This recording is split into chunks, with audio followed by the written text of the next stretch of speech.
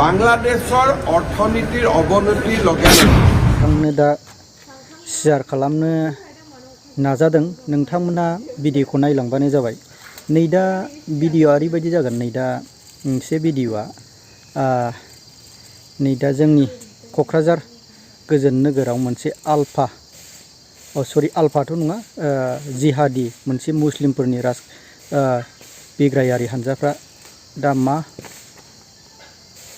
जोंनि बड'लेण्डआवनो मोनसे अस्त्र बोखांनो मोनदों आरो बिनि उनाव आं नोंसोरनो देखायनो नाजागोन।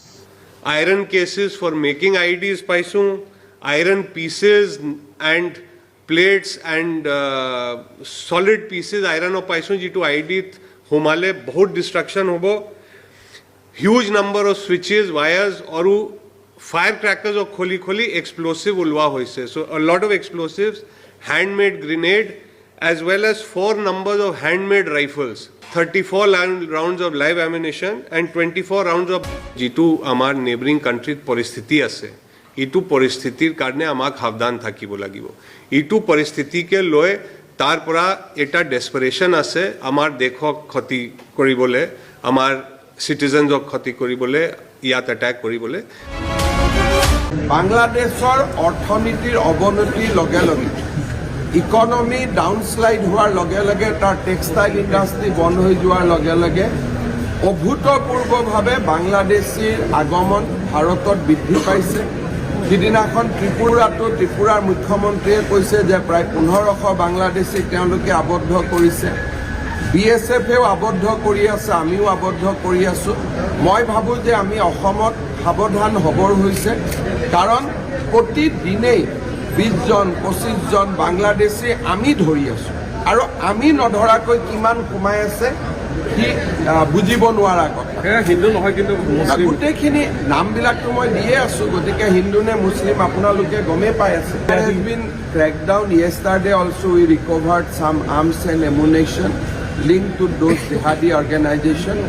Our police department will issue a press statement. Hemant Biswa Sharma सारा जुदि फोरमायनाय बायदिब्ला बांग्लादेशनि जिहादी अस्त्र लाग्रा बेरेखा हानजाफ्रा जोंनि आसाम एबा जोंनि बड'लेण्डआव हाबनानै जोंनि बाउन्डारि आसाम बाउन्डारिफोरखौ बिसोरो गुलाय गुजाय खालामगोन आरो मोनसे आसामनि थागिबि आरो पुलिस हानजाफोरखौ बिसोर गोख्रोङैनो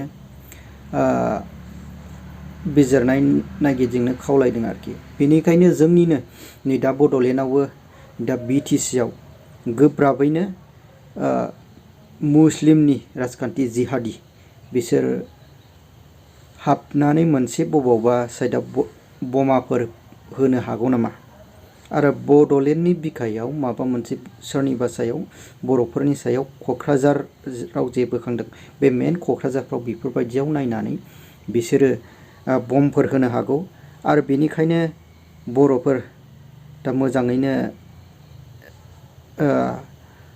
आयेनाव आरो टाउन सहरनि जे मानसिफोर बे बर'फोरनि सायाव गोबां बुथारनाय आरो गावथारनाय बेबायदि मावनो हागौ। बेनिखायनो डक्टर हेमन्त बिश्व शर्मा सारा खावलायदों दि गावखौ हुसियार थानो थाखाय। बेनिखायनो गासैबो बर' हारिनि आरो जोंनि आसामनि मानसिफ्रा हुसियारै थानानै थालायबानो जाबाय।